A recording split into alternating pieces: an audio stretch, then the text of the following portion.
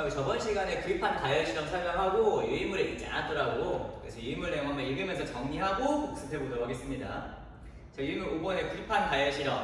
첫 번째 줄. 사포로 문지른 붉은색 구리판을 알코올 램프 겉불꽃에 넣고 가열하면 구리판에서 이 검기가 난다. 자, 우리 수업 시간에는 사포로 딱히 문지르지 않았었거든요. 그냥 구리판 바로 집어넣었었는데 지금 유인물 보니까 사포로 문지르라 써있네. 이 사포로 문지르는 이유가 뭘까? 구리판은 기본적으로 금속이기 때문에 그냥 실험실에 방치하면은 공기 중에 있는 산소랑 반응해서 자연스럽게 녹슬게 됩니다. 구리가 녹슬면 어떻게 돼? 표면이 검은색으로 변하게 되겠죠. 즉 실험실에서 꺼낸 구리판은 산화돼서 검은색으로 돼 있을 수 있기 때문에 이 검은 구리판을 붉은색 넣으면은 색깔 변화를 제대로 확인할 수가 없다.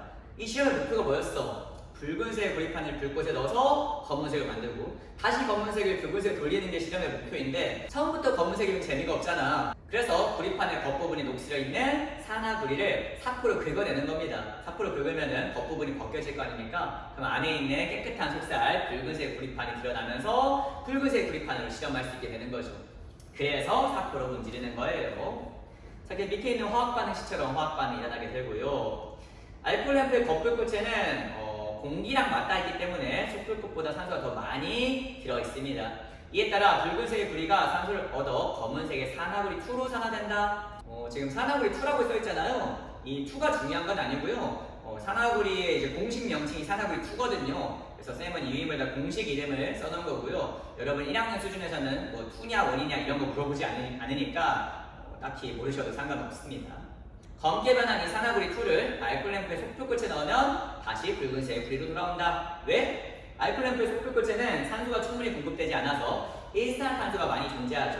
근데 일산화탄소는 어때? 이산화탄소가 되고 싶어 한단 말이야. 즉 산소를 더 원하는 거죠. 어디 산소 없나? 산소 있으면 산소 가져와서 CO2로 돼야지 하는 게 일산화탄소입니다. 근데 이 일산화탄소가 주변 살펴보니까 어때? 산화구리에 산소가 있네. 그 산화구리에 있는 산소를 빼와서 CO는 CO2로 되고 또 CO는 산소를 빼겼기 때문에 CO로 돌아오는 거였죠.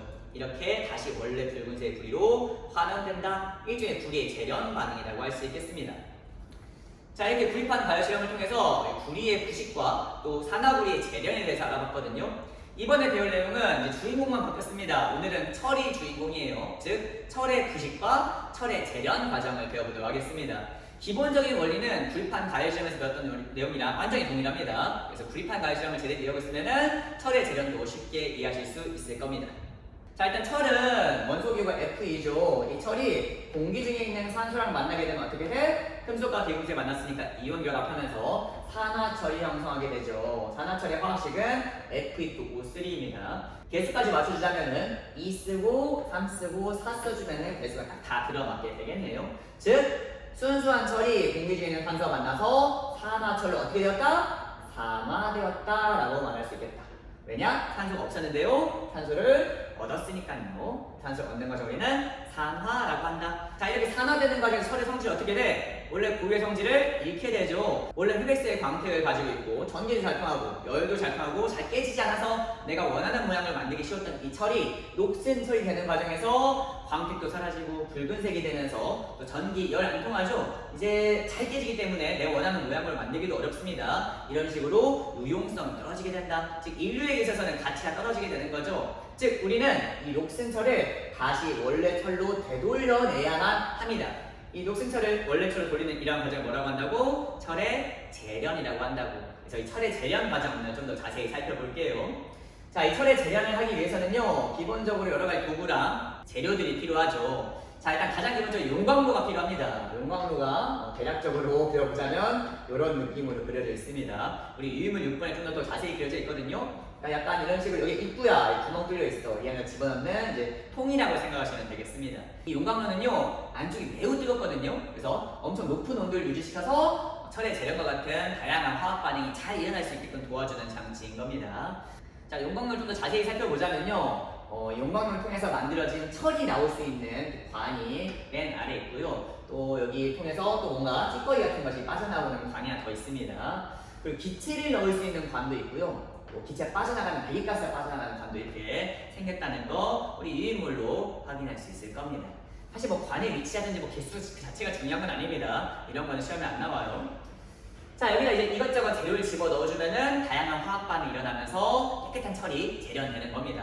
어떤 재료를 넣어줘야 될까? 자, 일단 여러 가지 재료가 필요한데 가장 먼저 우리의 주인공인 녹슨철을 집어 넣어줘야겠죠. 이게 목표가 뭔데? 녹슨철인 그 붉은색 산화철을 순수한 철로 돌리는 거잖아요. 철의 재련. 즉 당연하게도 산화철을 집어넣어줘야만 합니다. 산화철을 넣어줘야지 산화철이 순수한 철로 돌아갈 거 아니야. 산화철 넣어주도록 하겠습니다. 자, 근데 여기서 문제가 있다. 이 산화철, 녹슨철은요 우리 지구상에 굉장히 많이 있긴 합니다. 근데 이 산화철만 따로 이렇게 막 모여있지 않거든요. 물론 모여있는 경우도 있긴 하지만 일반적으로 산화철이 따로 모여있기보다는 산화철이 불순물이랑 같이 섞여 있습니다. 돌덩어리 안에 산화철도 들어있고 모래라든지 흙 같은 것들이 같이 섞여있는 상황이라는 거죠. 여기서 산화철만 긁어 모으면 좋겠지만은 이 돌덩어리에서 산화철만 따로 모으는 것 자체가 또 비용과 노력이 드는 작업이잖아요. 그래서 실제로 이 용광로에서 철의 재련을 할 때는요 산화철만 긁어 모아서 넣기보다는 아예 그냥 산화철이 들어있는 돌덩어리 째로 집어넣어버리는 식으로 재련을 하게 됩니다. 이때 산화철이 들어있는 돌덩어리로는 철광석이라고 해요. 광산에서 광부들이 철을 캘 때 철이 들어있는, 즉 녹슨철이 들어있는 돌덩어리를 캐는 거지 그냥 철 자체를 캐는 게 아닙니다. 철 자체만 또 긁어모아서 캐는 것이 또 일이니까 그냥 철이랑 같이 이것저것 불순물들을 한 번에 캐는 거죠. 그래서 녹슨철이 들어있는 돌덩어리를 뭐라고 한다? 철광석이라고 한다. 마인크래프트에 보시면요 철을 캘 수가 있는데 이 철이 들어있는 블럭이 전체가 철이 아니라 이 흙더미 안에 철이 좀 들어있는 그런 모양으로 되어 있거든요. 이 자연도 마찬가지입니다. 철로만 있기보다는 이제 흙이라든지 돌 안에 녹슨철이 들어있는 거예요. 그래서 철광석을 집어넣어주도록 하겠습니다. 철광석 안에 뭐가 들어있다? 우리 주인공인 녹슨철인 산화철이 들어있고요. 또 거기다 추가로 모래라든지 흙이라든지 이것저것 적당 불순물이 섞여있는 게 바로 철광석이다. 자, 이 철광석만 넣고 기다리면 지가 알아서 그냥 재련돼서 철이 만들어질까? 그렇지 않아. 당연히 이 산화철에서 산소를 뽑아와줄 무언가 더 넣어줘야만 해. 우리 산화구리의 재련 기억납니까? 산화구리에 숲속곳에 넣으면은 산화구리가 일산화탄소와 반응해서 구리로 환원되는 거잖아요. 왜? 일산화탄소 산소를 굉장히 좋아하거든. 일산화탄소가 산화구리에 있는 산소를 빼와서 자기는 CO2로 기분 좋아하시는 거고요. 산화구리에 있는 산소를 뺏겨서 구리로 돌아왔었잖아요. 그거랑 똑같이 이 산화철을 환원시키기 위해서는 산소를 굉장히 좋아하는 녀석을 넣어줘야 한다는 겁니다. 그럼 걔가 이 산소를 빼와서 철만 남게 될 거 아니야. 자, 그러한 용도의 물질이 바로 코크스라는 물질입니다. 코크스. 자, 이 코크스는요 좀 쉽게 말해서 고농축 석탄 정도 생각하시면 되겠습니다.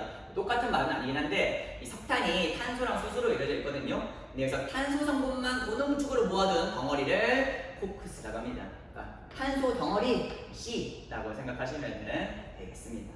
자, 세 번째 재료, 우리 산화환원 반응의 주인공이죠. 산화환원 반응은 산소에 의해서 일어나잖아요. 그래서 여기다 뜨거운 공기를 집어넣어서 산소 기체를 넣어주도록 하겠습니다. 뜨거운 공기.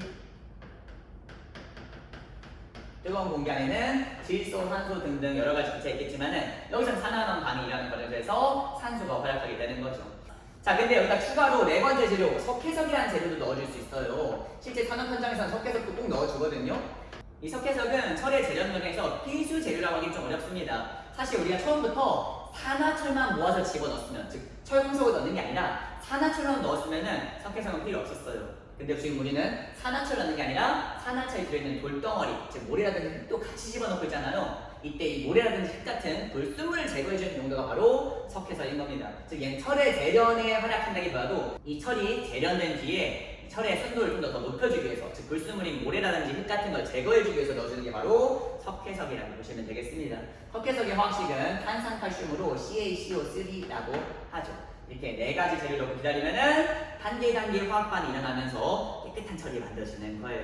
그 단계를 이제 하나씩 소개해 줄 건데요. 미리 얘기하자면은 총 4단계의 화학 반응이 일어나게 됩니다. 이때 1단계, 2단계가 엄청 중요해요. 이 1단계, 2단계가 우리의 주인공인 산화환원 반응이기도 하고요. 이 철의 재련 그 자체이기 때문에 엄청나게 중요하면서도 시험에 굉장히 잘 나온 내용입니다. 더군다나 엄청 쉬워요. 그러니까 다행이지. 쉬우면서도 시험에 잘 나온 내용이니까. 반면 3단계, 4단계는 내용이 좀 어렵습니다. 사실 1학년 수준에서는 이해할 수가 없는 내용이에요. 하지만 실제 철의 재련 과정에서 산업 현장에서 일어나는 반응이거든요. 쌤이 3, 4단계 소개를 해줄 건데요. 사실 얘는 산화환원 반응도 아니고요. 또 우리 시험에서도 거의 나오지 않고 여러분들이 이해하기 어렵기 때문에 그냥 쌤이 소개만 할 뿐 여러분 막 집중해서 들으실 필요까지는 없습니다. 그냥 이러한 반응도 있구나 정도로. 즉 4단계의 반응을 소개할 건데 1, 2단계는 확실하게 집중해서 제대로 이해하시고요. 3, 4단계는 재련하는 과정에서 뭐 이런 것도 일어나는구나 정도로만 기억해 두시면 되겠습니다. 그래서 가장 먼저 일어나는 반응 첫 번째 단계입니다. 자, 첫 번째 단계의 반응은요, 이 중에서 가장 먼저 포크스가 활약합니다. 포크스는 탄소로 이루어져 있는데요, 우리 구리판 다이어시험에 셨듯이 탄소는 어떻게 되고 싶어해? 산소랑 만나서 CO2가 되고 싶어 합니다. 그럼 훨씬 더 기분이 좋아지거든요. 훨씬 안정화되거든요. 가장 먼저 첫 번째로 포크스가 연소하게 된다. 포크스가 뜨거운 공기 집어넣었잖아. 이 뜨거운 공기랑 반응해서 산화되는 겁니다. 그래서 완전 연소하면 이산탄소가 만들어지겠죠. 근데 여기서 잠깐 이 뜨거운 공기를 이 기체에 넣는 관에다가 불어 넣어 줄 건데요, 이 뜨거운 공기를 많이 넣어주지 않습니다. 원래 보통 일반적인 화학 반응은 반응물, 재료가 충분히 많아야지 생성물도 많이 만들어지는 법이잖아요. 그러니까 재료를 많이 넣어야 화학 반응이 잘 일어나는 게 정상인데, 지금 이 철의 재련에서는 오히려 산소를 좀 덜 넣어줘야 돼. 아쉽듯이 넣어주면은 철의 재련이 더 잘 일어나게 됩니다. 그 이유는요, 산소를 덜 넣어주면 어떻게 돼? 이미 우리 배웠듯이 완전 연소보다는 불완전 연소가 일어나게 되죠. 즉, 이 안에 포크스는 겁나 많이 들어있는데요, 즉 C는 많이 있는데 산소가 지금 부족한 상황이 된 거야. 왜냐면 산소는 좀 아쉽게 덜 넣어주니까요. 이렇게 되면 자연스럽게 일산화탄소가 만들어지는 불완전 연소가 일어나게 된다. 개수까지 맞춰주자면 이렇게 맞출 수 있겠네. 이 1번 단계에서 포크스가 일산화탄소 되는 이 과정을 뭐라고 한다? 산화 반응이라고 한다. 자, 두 번째 단계에서는요, 바로 우리 주인공인 산화철이 등장합니다. F2O3 산화철 녹슨철이죠. 이 녹슨철이 누구랑 반응할까? 방금 1단계에서 만들어진 이 일산화탄소랑 반응하게 된다는 거죠. 왜? 일산화탄소는 어때? 지금 기분이 그렇게 좋지 않죠. CO2가 되고 싶어 한단 말이야. 어디 주변에 산소 없나? 살펴보니까 주변에 있는 철광석 속 산화철에 산소가 지금 굉장히 많이 있단 말이야. 즉, 이 산소를 탐하는 거지. 산소 있네, 나 가져간다 하고 CO가 산소를 가져가게 되면 어떻게 되겠어? CO는 산소를 받아서 CO2가 될 테고요. 한편 철은 산소를 뺏겼으니까 철만 남게 된다. 이제 개수까지 맞춰주자면요, 개수는 3, 2, 3으로 맞춰주면은 또 반응 전과 반응 후에 원자의 종료 개수가 이상이 없네. 즉, 이 과정 속에서 산화철이 어떻게 되고 있어? 깨끗한 철로 환원되고 있는 거죠. 산소가 있었는데요, 없었습니다. 지금 산소를 잃었으니까 이 과정이 바로 환원인 겁니다. 반면 일산화탄소가 이산화탄소 되는 이 과정은 뭐겠어? 산소가 하나인데 산소 두 개를 붙겠죠. 지금 산소를 얻은 거죠. 이러한 과정을 뭐라고 한다? 산화라고 한다.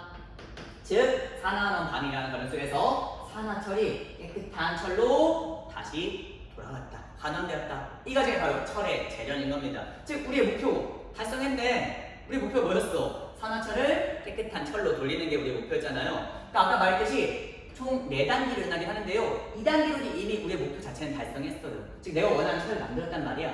근데 왜 3, 4단계가 필요합니까? 게임 끝난 거 아닙니까? 생각할 수 있는데, 아까 말했지, 지금 산화철을 넣은 게 아니라 철광석을 넣었어. 즉, 이 안에 지금 모래들이 들어있단 말이야. 모래, 흙, 이것저것 불순물이 들어있는 상황인 거죠. 즉, 방금 만들어진 이 철이요, 용광로수이 굉장히 뜨겁습니다. 그래서 액체 상태의 철로 액체가 돼서 흘러 내려와서 무거우니까 밀도차에서 가장 아래 통로를 통해서 액체철이 이렇게 쏟아져 나오거든요. 근데 액체철에 지금 모래가 들어가겠지. 지금 액체 상태의 철에 모래가 이렇게 들어가 있으면은 이 모래 때문에 철의 품질이 떨어지게 될 거 아니야. 그래서 모래를 제거해줘야 되거든요. 근데 이 조그만한 모래들을 뭐 핀셋으로 하나씩 뺄 거야?